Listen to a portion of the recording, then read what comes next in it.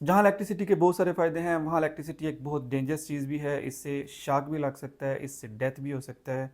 कौन सी ऐसी कंडीशंस है, कितना करंट हो तो आपको शॉक लगता है, कौन सी ऐसी कंडीशन है जिससे आपकी डेथ भी हो सकती है। ये सारी चीज़ें आज हम इस वीडियो में डिस्कस करने वाले हैं। So don't go anywhere, stay with us. Hello everyone, welcome to the knowledge kingdom. This is engineer Mohammed Zahid. आपके लिए आज एक बहुत इंपॉर्टेंट टॉपिक लेके आया हूँ। जहाँ इलेक्ट्रिसिटी बहुत फ़ायदेमंद है, जहाँ इसके बहुत सारे फ़ायदे हैं, वहाँ ये एक बहुत डेंजरस थिंग भी है। इससे बचना चाहिए, इससे शॉक भी लग सकता है, इससे डेथ भी हो सकती है। कितनी करंट हो, कितना वोल्टेज हो तो डेथ हो सकती है, शॉक लग सकता है। इससे पहले हमें ये समझने की ज़रूरत है कि वोल्टेज क्या होते हैं, करंट क्या होती है और रेजिस्टेंस क्या होती है। हम इसको सिंप्लीफाई करते हैं। फॉर एग्जांपल, एक पानी का पाइप है, उसके अंदर पानी फ्लो कर रहा है। कितने प्रेशर के साथ पानी फ्लो कर रहा है, इसको कहते हैं वोल्टेज। कितनी क्वांटिटी में पानी फ्लो कर रहा है, इसको कहते हैं करंट या एम्पेयर। और उस पानी को फ्लो करने में कितनी दिक्कत, कितनी मुश्किल हो रही है, इसको हम कहते हैं रेजिस्टेंस। अब इस वोल्टेज, करंट और रेजिस्टेंस में क्या रिलेशन है, ये 1827 में जॉर्ज सिमन ओहम ने एक रिलेशन बताया। उन्होंने कहा कि V is equal to I R, यानी वोल्टेज और करंट एक दूसरे के डायरेक्टली प्रोपोर्शनल हैं for a conductor with constant resistance. अगर रेजिस्टेंस कांस्टेंट है तो वोल्टेज बढ़ेगी तो करंट भी बढ़ेगा, वोल्टेज कम होगी तो करंट भी कम होगा।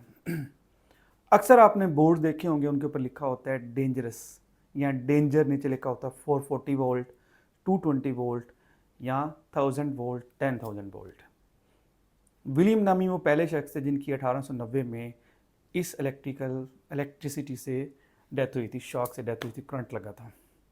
अब मैं आपको बताता हूँ कि कितनी करंट हो तो उससे क्या होता है। कोई भी करंट जिसकी मकदार 10 मिली एम्पेयर से ज़्यादा हो, आप उसको टच करें तो आपको शॉक लगेगा। और एक ऐसी करंट जिसकी क्वांटिटी 100 एम्पेयर से मिली एम्पेयर से लेकर 200 मिली एम्पेयर हो, वो वेरी पेनफुल, बहुत ज़्यादा पेनफुल होती है वो। और एक ऐसी करंट जिसकी क्वांटिटी 200 मिली एम्पेयर से ज़्यादा हो, वो इतनी शिद्दत होती है, इतनी ज़्यादा करंट होती है कि उससे आप बेहोश हो सकते हैं, आपकी डेथ भी हो सकती है। तो ये मैंने आपको बता दिया कि कितनी करंट से आपका क्या इफ़ेक्ट होगा। फिर होता क्या एक्चुअली, जब इतनी ज़्यादा करंट आपके बॉडी में से फ़्लो करती है तो वो सेल्स को डैमेज करती है।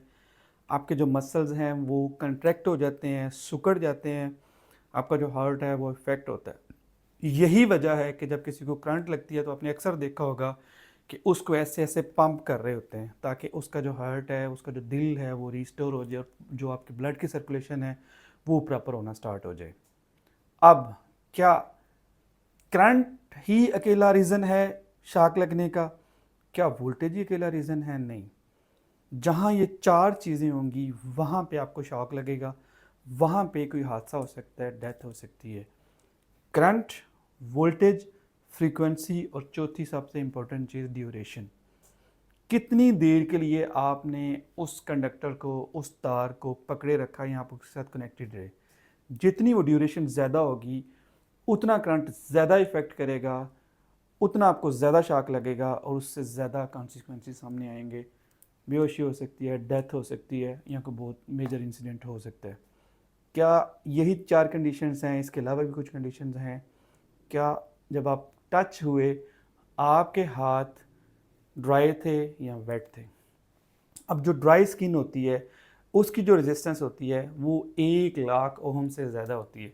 जब इतनी ज़्यादा रेजिस्टेंस होगी तो ऑब्वियसली आपकी बॉडी में से करंट कम पास करेगा, आपको छोटा और कम शॉक लगेगा।